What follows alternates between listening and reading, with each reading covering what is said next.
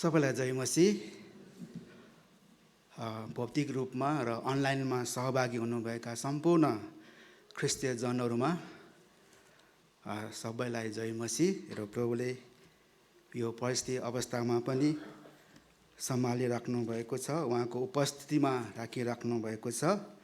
यी सबै कुराको लागि धन्यवाद दिन चाहन्छौँ। कोरोना भागेको छैन, तपाईको वरिपरि नै छन्। WHO ले पनि 1 वर्षसम्म यो कोरोना लागिरहन्छ भन्ने कुराहरू जानकारी दिइरहनु भएको छ। अब 1 वर्षसम्म प्रार्थना मात्र गरी बस्ने हो कि नखाइकन बसिराख्ने हो?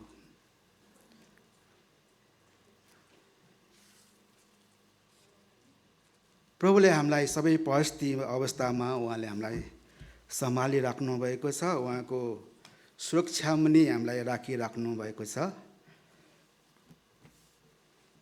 तरै पनि हामी सुरक्षित आफैलाई सुरक्षित साथ राख्नु, होसियारी रहनु एकदमै आवश्यक छ। आज म तपाईसँग ख्रीष्ट येशूले बोल्नुभएका दाराको उपदेश सम्बन्धी केही कुरा राख्न गइरहेको छु।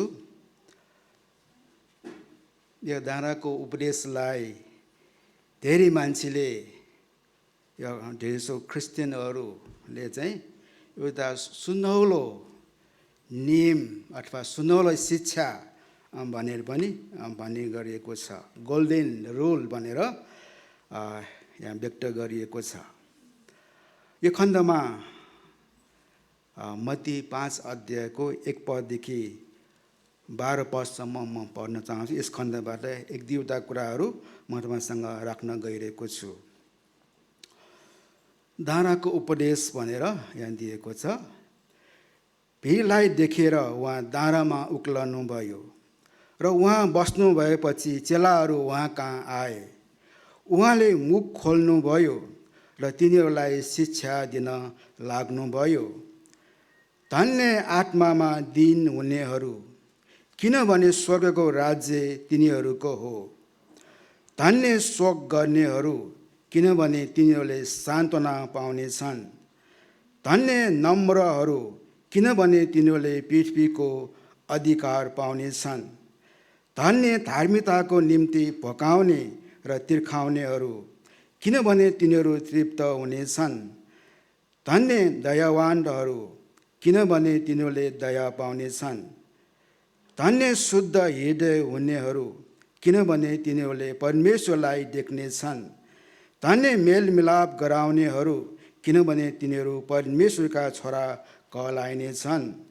धन्य धार्मिकताको निम्ति सताउनेहरू, किनभने स्वर्गको राज्य तिनीहरूको हो।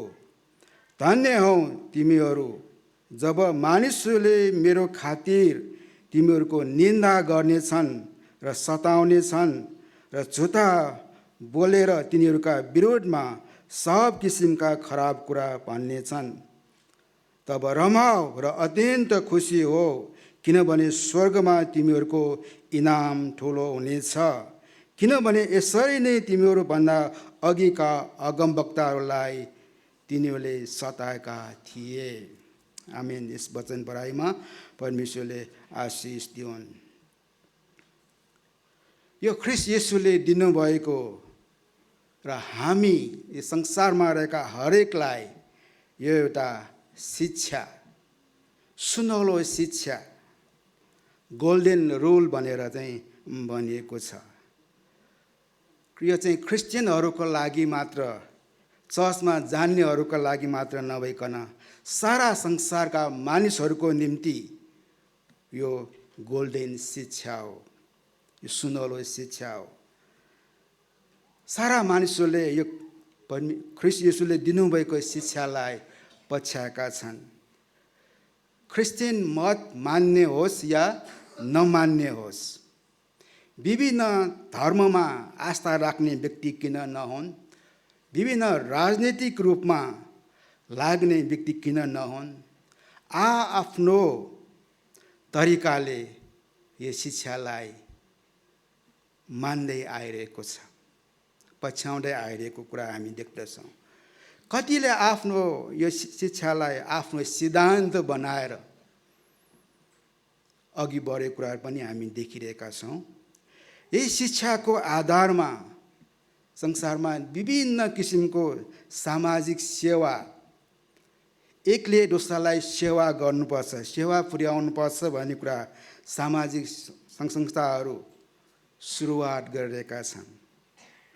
ख्रीष्ट येशूले दिनुभएको शिक्षाको आधारमा चाहे उनीहरू क्रिस्चियन नहोस् चाहे क्रिस्चियन होस्, यही शिक्षाको आधारमा उनीहरूले आफ्नो तरिकाले सिद्धान्त बनाइकन आफ्नो लक्ष्य, आफ्नो अभियानमा यो शिक्षालाई, यो गोल्डन रुललाई चाहिँ पछ्याएको हामी देख्दछौँ।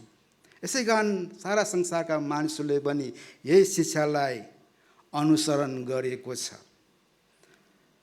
कतिचोटि हामी सुन्ने गर्छौँ, उसको जीवनशैली, उसको बोली, उसको भाषण गर्ने तरिका, उसको भनेको भनाइलाई हामी हेर्ने हो भने के यो साँच्चै नै यो मान्छे पनि क्रिस्चियन हो कि जस्तो चाहिँ भान पार्ने प्रकारको प्रवचन दिइरहेको, शिक्षा दिइरहेको, च्यालेन्ज दिइरहेको कुरा हामी पाउँदछौँ। इन्डियामा एकजना राष्ट्रपिता भन्ने व्यक्ति जसलाई हामी महात्मा गान्धी भनेर भन्छौँ, उसको शिक्षाले सबै मानिसहरू मोहित हुन्थे, आकर्षित हुन्थे। अनि उसले चाहिँ यही शिक्षालाई लिएर भाषण दिएको कुराहरू अनि उसको जीवनमा त्यही कुरा लागू गरेको कुराहरू हामी पाउँदछौँ। अनि कति मान्छेले चाहिँ यो मान्छे साँच्चै नै क्रिस्चियन नै हुनुपर्छ कि भन्ने कुरा पनि अर्क लगाएको कुराहरू, अनि कतिले उहाँसँग डाइरेक्ट पनि वाद विवाद गरेको, संवाद गरेको कुराहरू पनि हामी सुन्छौँ।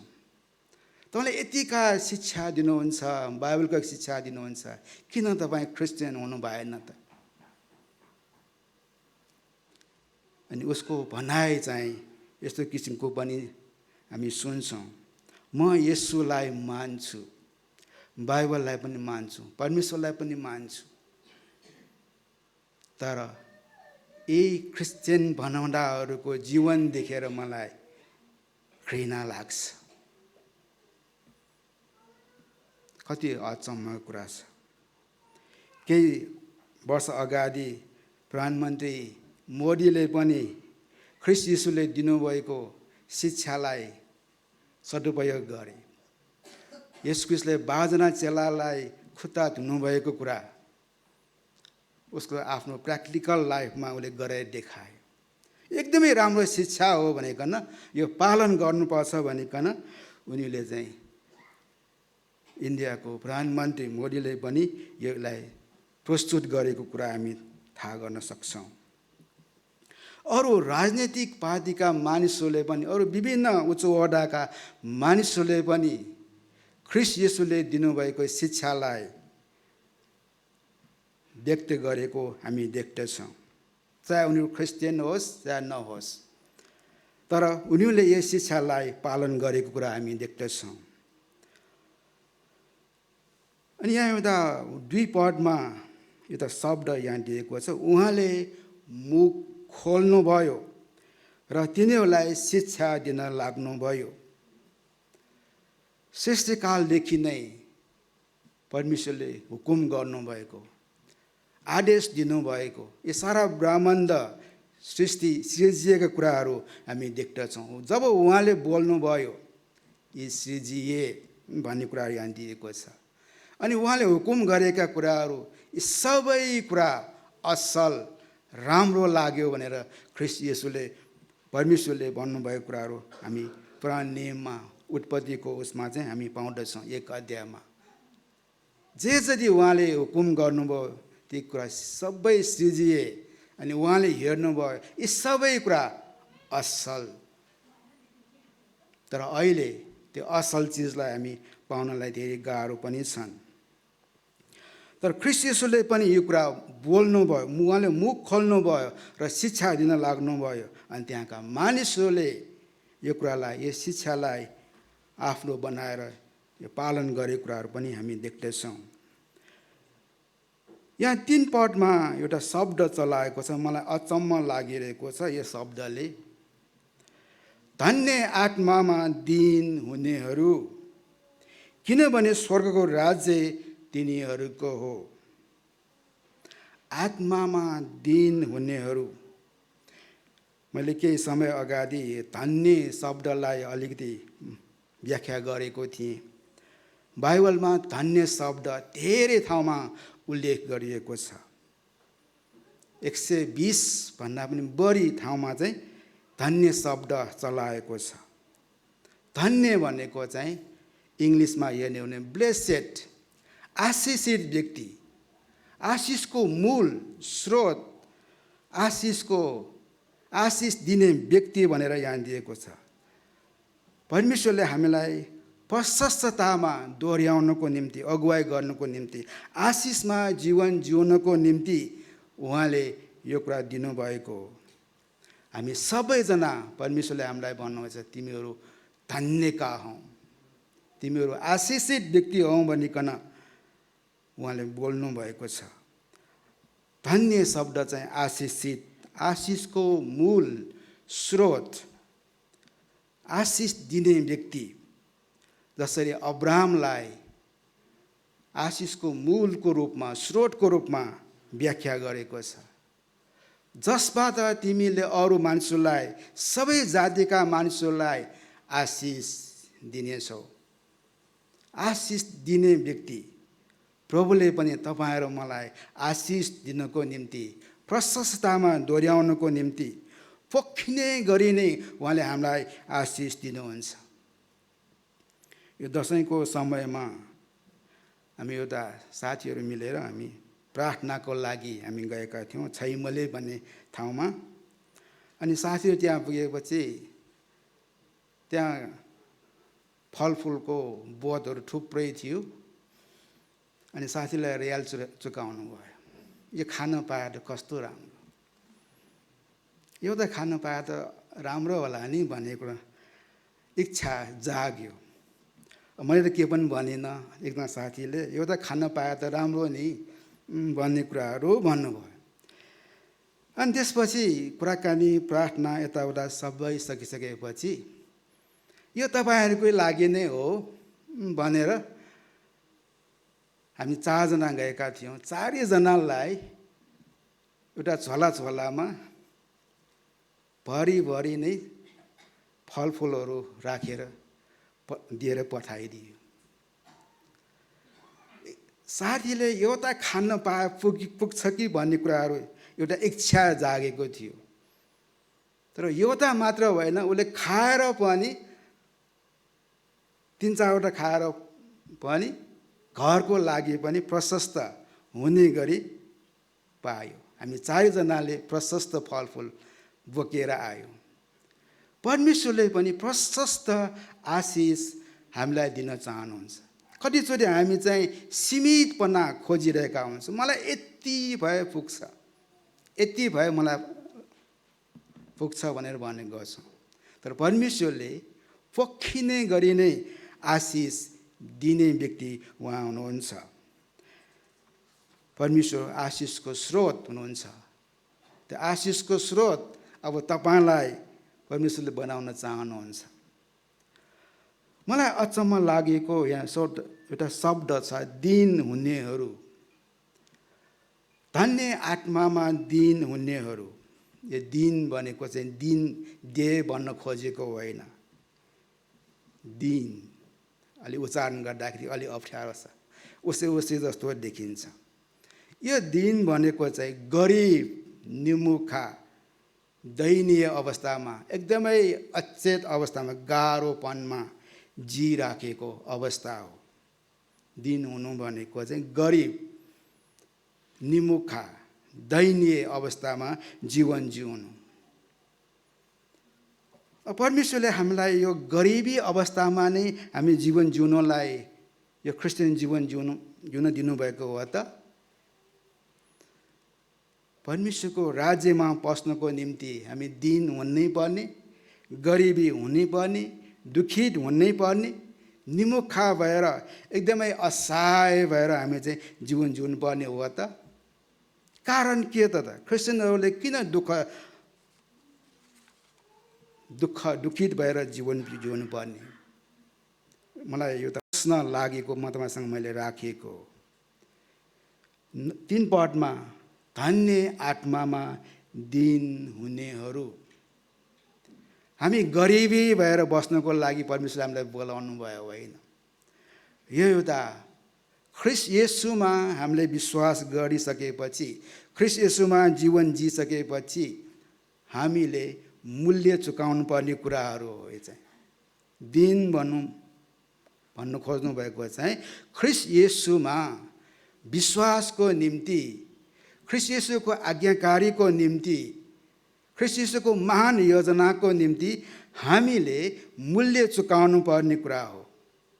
कति कुराहरू सहनु पर्ने कुराहरू होलान्, कति कुराहरू त्याग्नु पर्ने कुराहरू होलान्। यो दीन हुनु भनेको चाहिँ ख्रीष्ट येशूको निम्ति, उहाँको महान योजनाको निम्ति हामी चाहिँ मूल्य चुकाउनको निम्ति।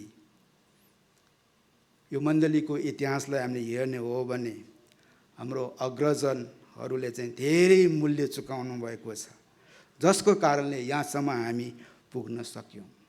अनि उहाँले विश्वासको निम्ति, ख्रीष्ट येशूको निम्ति मूल्य चुकाउनु भएको छ। उहाँले आफ्नो घर नबनिकन, आफ्नो परिवार नबनिकन, आफ्नो जग्गा जमिन नबनिकन ख्रीष्ट येशूको निम्ति सबै त्याग्नु भयो। कति निन्दित भएर उहाँले जीवन जिउनु भयो। कतिको परिवारमा समाजबाट बहिष्कृत पनि भएको कुराहरू पनि हामीले देख्यौँ, सुन्यौँ। तरै पनि उहाँले आफ्नो विश्वासलाई कहिले पनि डगमगाएनन्, स्थिर रहे र आफ्नो विश्वासलाई कायमै राख्नुभयो। अहिले हामीले देखिरहेका छौँ। म सन्डे स्कुलदेखि नै हुर्कँदै आएको कारणले यो कुरा मलाई थाहा छ। अहिले बाल सङ्गति भनेर भनिन्छ। सन्डे स्कुल किन भन्यो भने पहिला सुरुमा चाहिँ आइतबार बाल सङ्गति हुँदैन, आइतबार बाल सङ्गति हुने गर्थ्यो, शनिबार हुँदैन थियो। तर अहिले चाहिँ शनिबार भएको कारणले सन्डे स्कुल भनिँदैन, बाल सङ्गति भनेर भन्छ। पहिला हामी सन्डे आइतबार चाहिँ गएर चाहिँ सङ्गति गर्ने गर्थ्यौँ, बाल सङ्गति। त्यसले गर्दा सन्डे स्कुल भनेर त्यहाँ चाहिँ नामाकरण गरिएको, नाउँ सुरु भएको हो। बाल्यकालदेखि नै यसरी सिक्दै आएको यो कुरा मैले देखेँ। सबैको उहाँले कसरी भूमिका निभाउनु भयो, कसरी चुनौतीलाई सामना गर्नुभयो भन्ने कुराहरू छलङ्गै हामी देख्दछौँ। हाम्रो निम्ति ज्वलन्त उदाहरण उहाँले प्रस्तुत गरिरहनु भएको छ। र प्रभुलाई धन्यवाद होस्, हामी अहिले बाँचेकाहरू, यहाँ भएकाहरूले यो कुरा बुझ्नु आवश्यक छ। ख्रीष्ट येशूको निम्ति मूल्य चुकाउनु पर्ने, कतिको निम्ति कति कुराहरूमा सहनु पर्ने कुराहरू, कति कुराहरूमा त्याग्नु पर्ने कुराहरू ख्रीष्ट येशूको निम्ति र विश्वासको निम्ति। अनि यहाँ भन्नुभएको छ धन्य आत्मामा दीन हुनेहरू, तिनीहरूले स्वर्ग, किनभने स्वर्गको राज्य तिनीहरूको हो। हामी हरेकको निम्ति यो स्वर्गको राज्यमा पस्नको निम्ति उहाँले हामीलाई यो ठुलो प्रिभिलेज हामीलाई दिनुभएको छ। यहाँ मूसाको उदाहरणलाई हामीले हेर्ने हो भने हामी हिब्रू 11 अध्यायको 24देखि 27 पदसम्म हामीले हेर्ने हो भने मूसाले कसरी आफ्नो विश्वासलाई बचाइ राखे, कसरी आफ्नो अभियानमा ऊ अगाडि बढे। उसको निम्ति धेरै प्रिभिलेज थियो, ठुलो मौका थियो। यहाँ भनेछ 24 पदमा, हिब्रू 11 को 24 पदमा उसले एउटा ठुलो मौकाबाट उसले चाहिँ मौकालाई त्याग गरेको कुराहरू हामी पाउँदछौँ। जवान भएपछि विश्वासद्वारा मूसाले फारोकी छोरीका छोरा कहलाइन इन्कार गरे। परमेश्वरको निम्ति विश्वासको निम्ति विश्वासद्वारा नै मूसाले फारोकी छोरीका छोरा कहलाइनलाई इन्कार गरे। किन इन्कार गरे त भन्दाखेरि यहाँ 25 पदमा दिएको छ, पापको क्षणिक सुखभोग भन्दा बरु परमेश्वरका मानिसहरूसँग थिचोमिचोमा पर्न तिनले रोजे। पापमै रुम्लेर बस्नु, पापको नराम्रो कार्य गर्नुमा, सुख विलासमा बस्नुभन्दा परमेश्वरको जनहरूसँग थिचोमिचोमै बस्नलाई उसले त्यो छाने। अर्को एउटा त्यहाँ उसको निम्ति फलिफापको कुरा यहाँ पनि दिएको छ।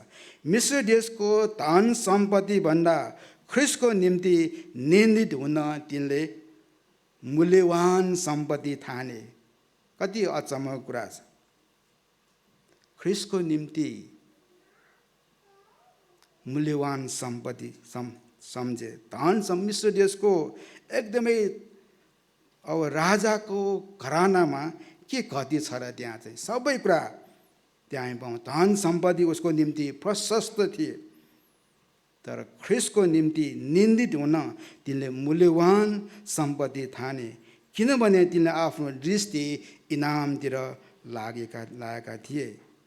अर्को एउटा नडराइकनै ऊ हिँडेको कुराहरू, राजाको क्रोधसँग पनि नडराइकन विश्वासद्वारा तिनले विश्व देश छोडे, किनकि अदृश्य हुनेहरूलाई देखेझै गरी तिनी स्थिर रहे। विश्वासमा स्थिर रहेको कुराहरू, कुनै पनि कुरामा नडराइकन, राजाको अगाडि पनि नडराइकन निर्धक्क साथ। कतिले उदाहरण दिने गर्छन्, भिजिएको पानीबाट निकालिएको मुसा कस्तो हुन्छ? लालाक लुलुक्कै हुन्छ, कुनै अधिकार नभएको, कुनै साहस नभएको। कति मानिसहरू तिम्रो भिजेको मुसा जस्तै छ त भनेर भन्छन्। तर हामी साहस लिएर प्रभुको निम्ति जिउनु पर्ने कुराहरू छ। नडराइकन साहसका साथ, निडरका साथ आफ्नो विश्वासलाई हामीले कायमै राख्नुपर्ने कुराहरू यो मूसाको उदाहरणद्वारा यो कुरा हामी पाउन सक्दछौँ। आफ्नो विश्वासलाई बचाएर राखे, चुनौतीलाई सामना गर्दै ऊ हिँड्यो र परमेश्वरले उसलाई धेरै आशिष दिनुभएको कुराहरू हामी पाउँदछौँ। दोस्रो कुरा, नम्र 5 पदमा यहाँ दिएको छ। एकैचोटि म 5 पदमा आएँ। धन्य नम्रहरू, किनभने तिनीहरूले पृथ्वीको अधिकार पाउनेछन्। नम्रता बाहिरको शिक्षालाई हेर्ने भने ठिक उल्टो कुरा हामी पाउँदछौँ। यहाँ प्रभुले भन्नुभएको छ, धन्य नम्रहरू, किनभने तिनीहरूले पृथ्वीको अधिकार पाउनेछन्। अब बाहिर यो कुरालाई हामीले हेर्ने हो भने नम्र भएर कहाँ पाउँछ त अधिकार? अधिकार त खोसेर लिनुपर्छ भन्ने कुराहरू भन्ने गर्छन्। झगडा गरेर लिनुपर्छ, सामना गरेर लिनुपर्छ अधिकार भनेको। त्यतिकै चुपचाप बसेर नम्र भएर कसरी अधिकार पाउँछ र? कतिले चाहिँ भन्छन् गरेर चाहिँ ऊ पाउनलाई खुसखुस गरिराखेको हुन्छ। कतिले चाहिँ राजनीतिक प्रकारले त्यो अधिकार पाउनलाई दाउ खोजिराखेको हुन्छ। तर परमेश्वरको अगाडि चाहिँ त्यो सबै घिनलाग्दो कुरा नै हो। नम्रहरूलाई परमेश्वरले उचाल्नु भएको कुरा हामी पाउँदछौँ। तर नम्रहरूलाई परमप्रभुले नै उचाल्नुहुन्छ र सबै अधिकार माथिबाट नै आउँदछन्। संसारका सबै शासकहरू, सबै अधिकार व्यक्तिहरू माथिबाट नै आउँदछन्। माथिबाट नचुनेसम्म केही पनि गर्न सक्दैनन्। तर हाम्रो चाहिँ भन्छन् गर्ने चलन छ, राजनीति गर्ने चलन छ। त्यस्तो चाहिँ यो चाहिँ राम्रो चाहिँ परमेश्वरको अगाडि यो चाहिँ राम्रो ग्रहणीय के चाहिँ छैन भन्ने कुराहरू हामी पाउँदछौँ। सबै अधिकार चाहिँ परमेश्वरले दिनुहुन्छ। परमप्रभु भन्नुहुन्छ, म तिमीहरूलाई पुच्छर होइन तर शिर तुल्याउनेछु।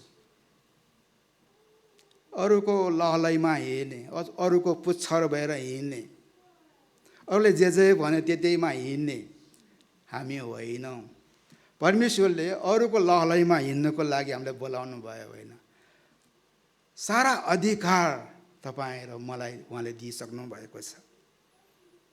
परमेश्वरले भन्नुभएको छ, म तिमीहरूलाई पुच्छर होइन तर शिर तुल्याउनेछु। परमेश्वरले निश्चित रूपमा उहाँले हामीलाई यी काम गरिराख्नु भएको छ। यसै कुरालाई पनि हामीले नम्रताको उदाहरण हेर्ने हो भने ख्रीष्ट येशूको उदाहरण हामी देख्दछौँ। ख्रीष्ट येशूको जीवनलाई हामीले हेर्ने हो भने उहाँ एकदमै नम्रको उदाहरण उहाँ हुनुहुन्छ। उहाँले कसरी नम्रताको जीवन जिउनु भयो। यहाँ फिलिपी 2 अध्यायको 6 पददेखि 11 पदसम्म पढ्यो भने ख्रीष्ट येशूको नम्रताको विषयमा हामी त्यहाँ पाउँदछौँ। अनि त्यहाँ 5 पदमा दिएको छ, तिमीहरूमा यस्तो मन होस्, तिमीहरूमा यस्तो मन होस् जो ख्रीष्ट येशूमा पनि थियो। ख्रीष्ट येशूमा भएको मन आज हामीमा पनि हुन आवश्यकता छ भन्ने कुराहरू यहाँ दिएको छ। ख्रीष्ट येशूको कुरालाई यहाँ दिएको छ। परमेश्वरको स्वरूपमा भएर पनि उहाँले परमेश्वरको बराबरी हुने कुरालाई एउटा पक्रिराख्ने वस्तु जस्तो ठान्नु भएन। हो, उहाँमा सबै अधिकार, सबै पावर, सबै शक्ति उहाँलाई छ। तरै पनि उहाँले त्यो अधिकारलाई, त्यो शक्तिलाई उहाँले प्रदर्शन गर्नु भएन। एक समयमा ख्रीष्ट येशूलाई समात्नको लागि सिपाहीहरू खोज्दै खोज्दै आए। नासरतको येशू भन्ने कहाँ हुनुहुन्छ? हामी उहाँलाई खोज्न आएको। त्यो सोधाइ चाहिँ ख्रीष्ट येशूको अगाडि नै आयो। अनि उहाँले भन्नुभयो, ख्रीष्ट येशू, नासरतको येशू म नै हुँ। म नै हुँ भन्न साथै त्यो सिपाही त्यही नै बुरुक्क लड्यो। एउटा येशू ख्रीष्टको एउटा आवाजको कारणले, एउटा ध्वनिको कारणले नै त्यो सिपाही त्यही नै बुरुक्क लड्नु पर्यो। उसले के पनि गर्न पाएन। तर समय परिस्थिति अवस्थाको कारणले उहाँले सबै कुरा सहनु भयो। पक्रिराख्ने वस्तु जस्तो उहाँले ठान्नु भएन। तर उहाँले चाहिँ आफैलाई रित्याइकन कमाराको रूप धारण गरेर मनुष्यको भएर उहाँ जन्मनु भयो। मानिस जस्तै भएर उहाँ होच्याउनु भयो। मृत्युसम्मै अथवा क्रुसको मृत्युसम्म नै उहाँ आज्ञाकारी रहनु भयो। यहाँ एउटा शब्द चलाएको छ, कमाराको रूप लिनुभयो भन्ने कुराहरू। कमारा भन्दा पनि तल्लो दर्जामा उहाँ जानुभयो। नोकर आफ्नो मन खुसीमा खुसी भयो भने, मन पर्यो भने नोकरले काम गर्छ। उचित ज्याला पायो भने उसले काम गर्छ। तर कमारालाई त्यसरी मौका छैन। मालिकले जे गरे पनि उसले सहनुपर्छ। मालिकको अनुमति बिना उसले केही पनि गर्न पाउँदैन। यहाँसम्म कि मालिकले उसलाई चाहिँ मारे तापनि उसको वकालत काम लाग्दैन। येशू ख्रीष्ट चाहिँ त्यो दास भन्दा पनि, कमारा भन्दा पनि एकदमै तल्लो दर्जामा उहाँ जानुभयो। आफैलाई रित्याउनु भयो। आफूसँग भएको अधिकारलाई पनि उहाँले चलाउनु भएन।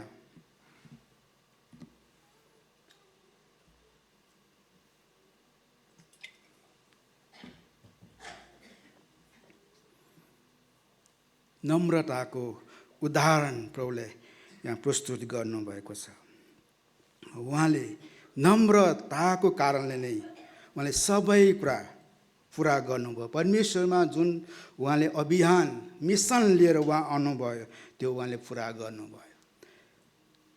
यहाँ 9 पदमा यहाँ दिएको छ, त्यसै कारण परमेश्वरले उहाँलाई अति उच्च पार्नुभयो। हेर्नुहोस् त। अनि उहाँलाई त्यो नाउँ प्रदान गर्नुभयो जो हरेक नाउँभन्दा उच्च छ।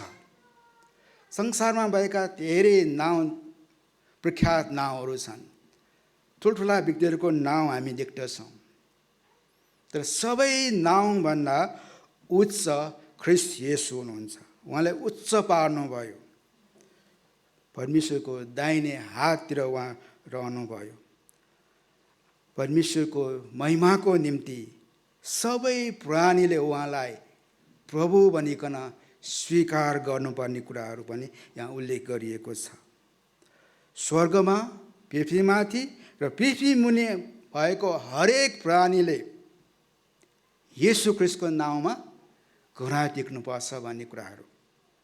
उद्धार र मुक्तिको निम्ति ख्रीष्ट येशूलाई मेरो प्रभु, मेरो मुक्तिदाता भनिकन स्वीकार गर्नै पर्छ। समय छँदा नै ख्रीष्ट येशूलाई स्वीकार गर्दै प्रभुमा आयो भने उसको निम्ति धेरै इनाम छ। समय सकिसकेपछि हामीले लिन्छौँ भने तापनि त्यो लिन सक्दैनन्। 11 पदमा अलिकति यहाँ दिएको छ, हरेक जिब्रोले परमेश्वर पिताका महिमाको निम्ति येशू ख्रीष्टलाई प्रभु भनिकन स्वीकार गर्नुपर्छ भनिकन यहाँ दिएको छ। ख्रीष्ट येशू साँच्चै नै हाम्रो उद्धारकर्ता, हाम्रो जेठो दाजु उहाँ हुनुहुन्छ। हामी उहाँका छोरा भाइ बहिनी हामी हौँ। उहाँको स्ट्यान्डर्डमा जान्नलाई प्रभुले हामीलाई मौका दिइराख्नु भएको छ।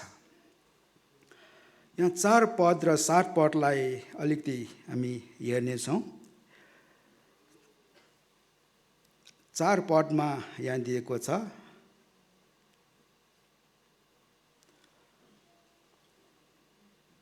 माफ गर्नु, 6 पद, 6 र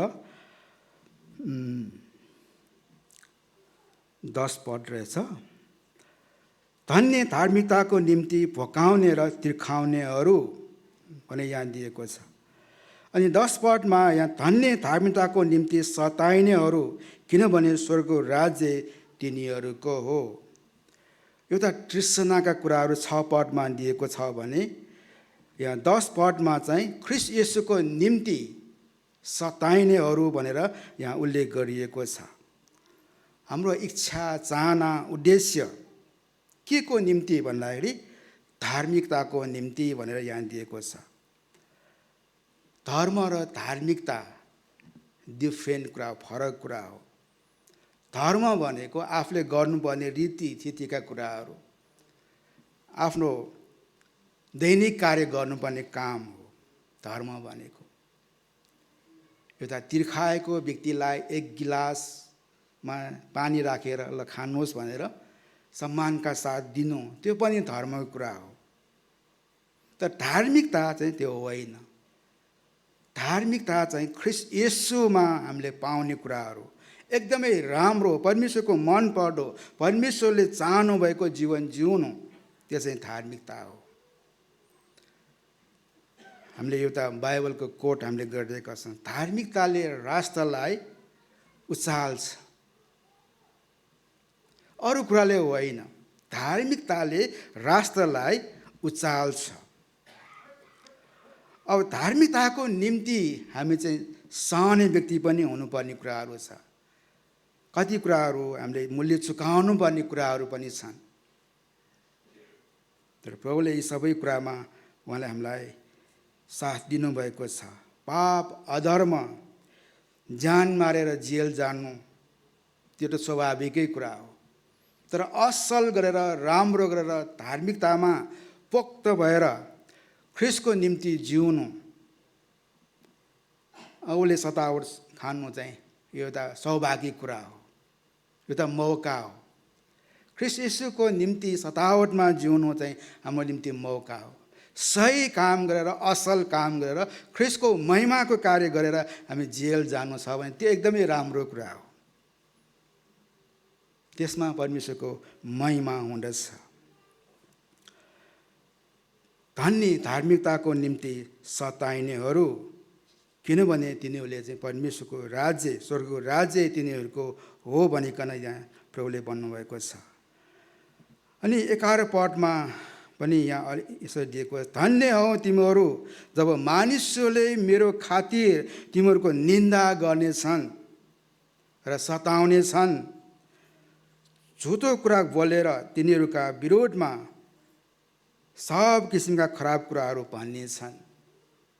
त्यो हुँदा पनि हामीले रमाउन सक्नुपर्ने कुराहरू छ। ख्रिस्टको निम्ति सतावटमा जिउनेहरू, विश्वासको खातिर दुःख भोग्नेहरू धन्यका हुन्। ख्रिस्टको खातिर राम्रो कामको निम्ति, असल कामको निम्ति जिउनेहरू धन्यका हुन्। असल काम गर्दा गर्दै पनि, राम्रो काम गर्दा गर्दै पनि, धार्मिकताको काम गर्दा गर्दै पनि सतावट आउँछ भने त्यो चाहिँ राम्रो कुरा, परमेश्वरबाट हो त्यो चाहिँ। र परमेश्वरले त्यसको इनाम उहाँले दिनुहुन्छ। अनि 12 पदमा एकचोटि म तल आउनेछु। तब रमाऊ र अत्यन्त खुसी हो, किनभने स्वर्गमा तिमीहरूको ठुलो इनाम हुनेछ। आमेन। परमेश्वरले तपाईँ र मलाई त्यो ठुलो इनाम दिनको निम्ति उहाँले हामीलाई बोलाउनु भएको छ। जुन मिसनमा परमेश्वरले हामीलाई दोहोऱ्याउनु भएको छ, जुन काम परमेश्वरले हामीलाई दिनुभएको छ, मण्डलीले राखेको मिसन के हो? मण्डली, क्वानिया मण्डलीले राखेको मिसन चाहिँ के हो? यहाँबाट भर्याङ तल झर्नुभयो भने त्यहाँ एउटा राखेको छ, अब मिसनतिर जाउँ भनेर यहाँ याद गर्नुभएछ? कतिलाई थाहा पनि छैन होला किन राख्यो होला त्यो चाहिँ। यो चाहिँ हाम्रो क्वानिया मण्डलीको मिसन हो, हाम्रो काम हो, हाम्रो लक्ष्य हो, हाम्रो उद्देश्य हो। ख्रिस्ट येशू स्वर्गको सम्पूर्ण वैभवलाई त्यागिकन, सबै मान अधिकार सबै कुरा त्यागिकन तपाईँ र मलाई चाहिँ उद्धार गर्नको निम्ति उहाँ दास बन्नुभयो, कमारा बन्नुभयो। क्रुसको मृत्युसम्म उहाँ आज्ञाकारी रहनुभयो। के को लागि? उहाँको आफ्नो लागि हो? होइन, तपाईँको लागि र मेरो लागि हो। अझ यही कुरा सारा संसारका मानिसहरूले यो कुरा बुझ्नु आवश्यक छ। यसै कारण सबै प्राणीले उद्धार पाउन् भन्ने परमेश्वरको इच्छा छ, योजना छ, उद्देश्य छ। त्यही मिसनमा हामी लाग्नको निम्ति परमेश्वरले तपाईँलाई बोलाउनु भएको हो। यो ठुलो अवसर र मौका प्रभुले दिइराख्नु भएको छ। यसै कारण हामी धन्यका हौँ, हामी ब्लेसेड व्यक्तिहरू हौँ, हामी आशिषित व्यक्तिहरू हौँ। प्रभुले हामीलाई त्यतिकै बोलाउनु भएको छैन, त्यतिकै टाइम पास गर्नको लागि पाटन चर्चमा बोलाउनु भएको होइन। तपाईँ र मैले आज ख्रिस्टको निम्ति, आफ्नो विश्वासको निम्ति मूल्य चुकाउनु पर्ने कुराहरू धेरै छन्, धेरै चुनौतीका कुराहरू छन्, धेरै सामना गर्नुपर्ने कुराहरू छन्। कति कुराहरू तपाईँलाई राम्रो भन्दा भन्दै पनि तपाईँलाई यो मान्छेलाई ठिक छैन भनेर हटाउने कुराहरू पनि आउन सक्छन्। तपाईँको कुरा बुझ्दैन मानिसहरूले चाहिँ। तर परमेश्वरमा गर्नुभएको कामको लागि उहाँले मूल्य, त्यो इनाम उहाँले साँचेर राख्नुभएको छ। तिर्खाएको व्यक्तिलाई एउटा एक गिलास पानी खुवाउनु पनि परमेश्वरको अगाडि चाहिँ ठुलो इनाम उहाँले राखिराख्नु भएको छ। र परमेश्वरमा गरिएका भाकलका कुराहरू, प्रतिज्ञा कुराहरू त्यो पुरा गर्नलाई परमेश्वरले सहायता गरून् र परमेश्वरले प्रशस्तमा आशिष दिउन्। म यस्तो भएँ भने दुखित भएर जिउने कुराहरू होइन। अघि मलाई अचम्म लागेको कुरा मैले भने के हामी क्रिस्चियनहरू चाहिँ दिन दुखी भएरै जिउनु पर्ने हो त? हात फोड्ने कि जीवन जिउनु पर्ने हो त? होइन। यो एउटा मूल्य चुकायो, ख्रिस्टको निम्ति गरिएको काम हो। यसै कारण हामी यो कुरालाई हामी याद गरौँ। परमेश्वरले तब तपाईँलाई धन्यको भन्नुहुनेछ। ब्लेसेड व्यक्ति हो भनिकन प्रभुले तपाईँलाई ताकेर भन्नुभएको छ, किनकि तपाईँले यी काम गरिराख्नु भएको छ। यसै कारण मैले अघि छोडिएको एउटा पद म पढ्न चाहन्छु। 4 पदमा, धन्य शोक गर्नेहरू किनभने तिनीहरूले सान्त्वना पाउनेछन्। यहाँ पनि मलाई प्रश्न लागेको थियो, के हामी शोक मानेरै बस्नुपर्ने हो त? शोक चाहिँ कहाँ मानिन्छ? मृत्यु भएको परिवारमा शोक आउँछ, चिन्ता आउँछ, सम्झना आउँछ, चलचल्नी नै रुन मन लाग्छ। अनि यहाँ एउटा शब्द चलाएको, शोक गर्नेहरू भनेर यहाँ दिएको छ। के हो शोक गर्ने चाहिँ? हामीले त उद्धार मुक्ति हामीले पायौँ, नयाँ जीवन पायौँ। तर ख्रीष्ट बिना मरिरहेका ती आत्माहरूलाई प्रभुमा दोहोऱ्याउनको लागि कतिको तृष्णा तपाईँले बोकिराख्नु भएको छ, कतिको इच्छा गर्नुभएको छ। मैले त मुक्ति पाएँ, उद्धार पाएँ। एउटा धेरै मानिसहरू हेर्नुहोस् त, शैतानको दास भएर, शैतानको दासत्वमै भएर उनीहरू चाहिँ जीवन जिरहेका छन्। थाहा छैन कुन बेला उनीहरूको दशा नराम्रोसँग गिर्नेछ। तर प्रभुले तपाईँलाई चाहिँ बोलाउनु भएको छ, उद्धार र मुक्ति दिनुभएको छ, नयाँ जीवन दिनुभएको छ। तपाईँको परिवार के बाँच्यो?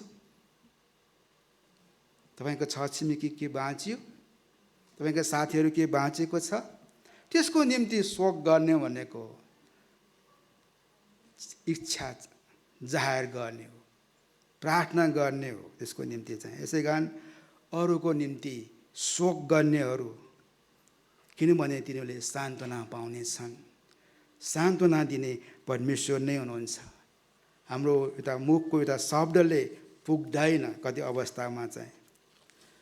यसै कारण मैले सुरुमै तपाईँसँग मैले भने, हाम्रो अग्रजहरूको जीवनलाई हामीले हेर्ने हो भने उहाँहरूले धेरै मूल्य चुकाउनु भएको छ, धेरै त्याग गर्नुभएको छ, धेरै कुरा छोड्नु भएको छ। जसले आउँछ, मेरो बुवाले आफ्नो पाउनुपर्ने अधिकार म लिन्न, छोडिदिनुहोस्, तिम्रो देशकै घर होस् भनेर उहाँले भन्नुभयो। किन खिचखिच गरेर राख्ने भनेर उहाँले चाहिँ छोडिदिनु भयो। अहिले त करोडौँको मूल्यमा त्यो पाउने कुरा हो। तर ख्रीष्टको निम्ति उहाँले त्यसो गर्नुभएको कुराहरू, हाम्रो अग्रजहरूले गर्नुभएको कामलाई हामीले मूल्याङ्कन गरौँ। किन उहाँले काम गर्नुभयो त? किन छोड्नुभयो त? असह्य भएर छोड्नुभएको हो? बोल्न नसकेको कारणले छोड्नुभएको हो त? ख्रीष्टको निम्ति, विश्वासलाई स्थिर गर्नको निम्ति उहाँले यी काम गर्नुभएको छ। प्रभुले सबैलाई आशिष दिउन्। म अन्तिम प्रार्थना र आशीर्वादको निम्ति म पास्टरलाई म बोलाउन चाहन्छु। उहाँले हाम्रो अगाडि अन्तिम प्रार्थना र आशीर्वादको प्रार्थना गरिदिनु हुनेछ।